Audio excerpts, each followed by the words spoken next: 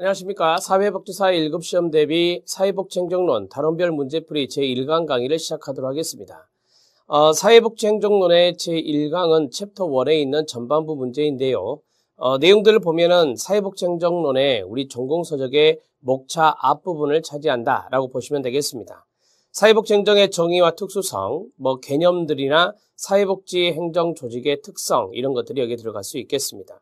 사회복지행정의 역사가 있죠. 역사적인 측면은 우리나라 역사와 미국의 역사가 좀 많이 출제가 되고 있고요.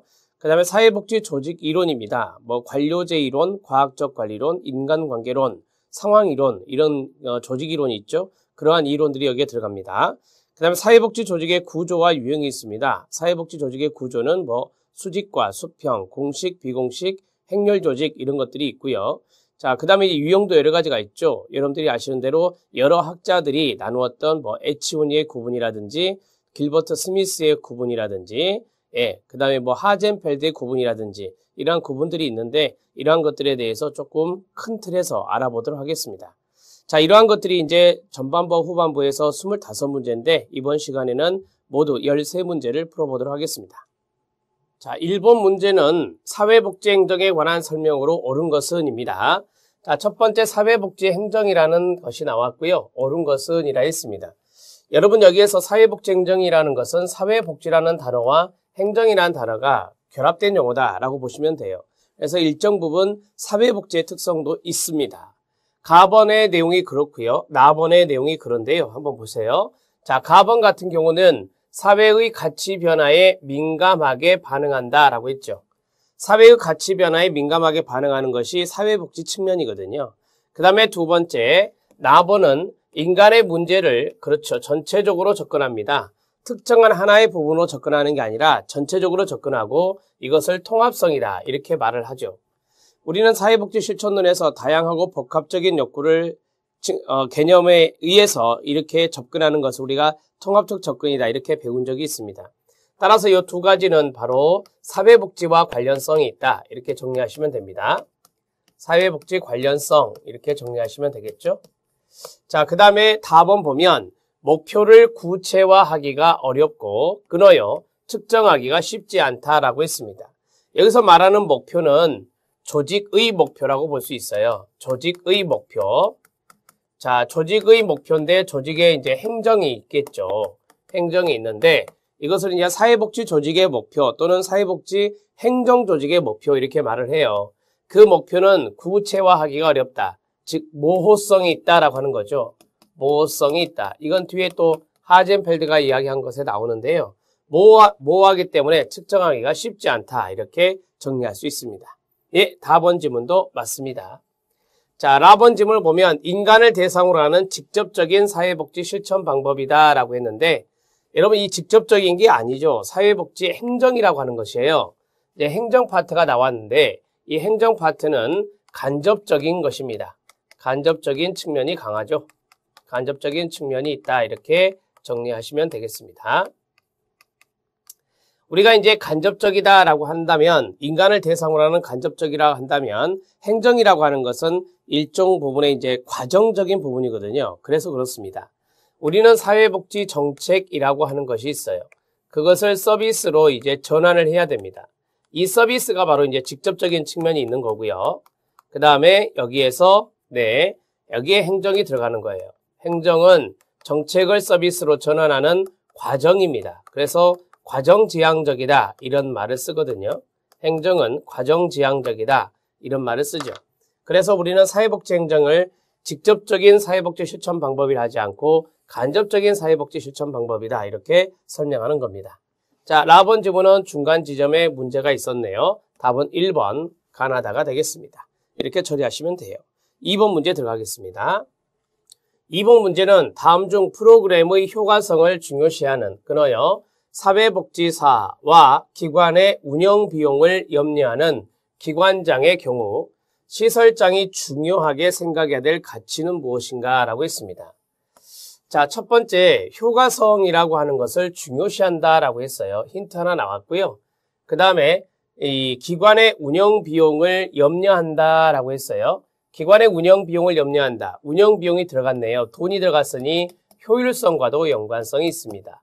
자, 이렇게 정리하시면 되는데 사회복지사는 효과성을 중요시하고 있고 그 다음에 기관장의 경우는 운영 비용을 염려하고 있다.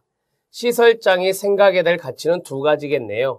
하나는 효과성이라고 하는 가치와 하나는 효율성이라고 하는 가치다. 이렇게 정리를 간단하게 할 수 있겠습니다. 그래서 답은 3번 효과성과 효율성이다. 이렇게 정리하시면 되겠습니다. 2번 문제는 쉽게 풀 수 있는 문제입니다. 답은 3번입니다. 자, 이제 3번 문제 들어갑니다. 자, 3번 문제는 사회복지행정에 관한 설명으로 옳지 않은 것은 입니다. 자, 첫 번째, 이거 잘 알아놓으셔야 됩니다. 사회복지 서비스의 효과를 타당하게, 정확하게 측정할 수 있는 표준 척도가 거의 부재하여 비용 효과 분석이 어렵다라고 했습니다. 분석을 할 때 측정할 수 있는 척도가 있어야 되는데 거의 없어서 비용 효과 분석이 쉽지 않다는 것입니다. 맞습니다. 사회복지행정은 앞에서 말씀드렸죠. 사회복지 정책을 사회복지 서비스로 전환시키는 데 필요한 사회복지 조직에서의 총체적인 활동이다. 사회복지행정이라는 녀석이 그렇다는 겁니다. 맞습니다. 3번 사회복지 전달 체계란 사회복지기관 및 시설, 중앙과 지방 일성에 이르는 모든 공사, 즉 공공과 민간 조직의 서비스 전달망을 우리는 전달체계다 이렇게 말합니다. 맞습니다. 사회복지 조직은 끊어요. 1. 클라이언트 중심적 2. 탄력적, 융통성을 말합니다. 3. 전문적인 특성을 지닌 것이 바람직하다. 네, 맞습니다. 자, 조직의 일선 사회복지사의 활동, 일선 사회복지사의 활동보다 관리자의 활동이 더 중요하다라고 했는데 그렇지 않습니다. 사회복지행정이라고 하는 것은 일선 사회복지사의 활동이 관리자의 활동보다 더 중요합니다. 이렇게 바꿔 써야 됩니다. 5번 지문은 사회복지행정의 특성에서 틀린 내용이 되겠습니다. 그래서 답을 5번으로 처리하시면 됩니다. 하나하나 이 지문이 다 중요해요. 이 지문 하나하나를 잘 살펴주셔야 되고요. 이 지문들에서 시험 문제가 많이 출제가 될 수 있습니다. 3번의 답을 5번으로 처리하시면 됩니다. 4번 문제 들어갑니다. 자, 4번 문제는 하젠펠드, 앞에서 제시한 사람이 나왔고요. 하젠펠드가 제시한 사회복지행정 조직 또는 사회복지 조직의 특성에 대한 설명으로 옳지 않은 것은입니다. 시험에 잘 나오는 측면이 있습니다. 4번 별표. 1번 조직의 원료는 누굽니까? 인간입니다. 도덕적 정당성이 요구되나요? 네, 그렇습니다. 이걸 다른 말로 하면 윤리성이 고려된다라고 하는 겁니다. 윤리성이 고려된다라고 하는 거고, 자, 1번 지문 맞고요. 2번 지문 들어갑니다. 사회복지 조직은 주로 전문가에 의존하며 외부 환경에 많은 영향을 준다, 받는다라고 했습니다. 한마디로 말하면 의존도가 높다라고 할 수 있습니다. 의존도가 높다. 예, 맞습니다. 3번 조직의 목표에 대한 구체적 합의의 결여로 끊어요. 목표 추구 활동이 쉽다, 어렵다? 어렵다라고 했습니다. 왜 구체적 합의가 결여되느냐? 목표에 대한 구체적 합의가 결여된 것은 모호성 때문입니다. 모호성 때문입니다. 이렇게 써놓으셔야 돼요. 모호성 때문에 구체적 합의가 결여된다. 그러니 목표 추구 활동도 어렵겠죠. 조직이 제공하는 서비스에 대한 지식과 기술이 있습니다. 다양합니까? 다양합니다. 조직이 제공하는 서비스에 관한 지식, 사회복지 관련 지식과 기술이라 할 수 있는데요. 다양합니다. 맞고요. 자, 완전하다? 아니요. 불확실합니다. 다양하지만 불확실하다. 이렇게 정리를 하셔야 돼요. 사회복지 지식과 기술은 아시는 대로 다학문이고 상당히 다양합니다. 그렇지만 사람의, 인간에 대한 독특성 때문에 우리가 주로 개입하는 인간의 독특성 때문에 이러한 것들은 불확실하다. 이렇게 정리할 수 있겠습니다. 자, 마지막 가치 갈등적 요소가 많아 윤리적 딜레마를 경험한다. 실천론에서 배우셨죠? 네, 맞습니다. 자, 4번의 답을 4번으로 처리하시면 됩니다. 마지막 부분에서 문제가 있었습니다. 자, 4번 해결했고요. 5번 문제 들어갑니다. 자, 5번 문제는 사례 문제입니다. 사례 문제는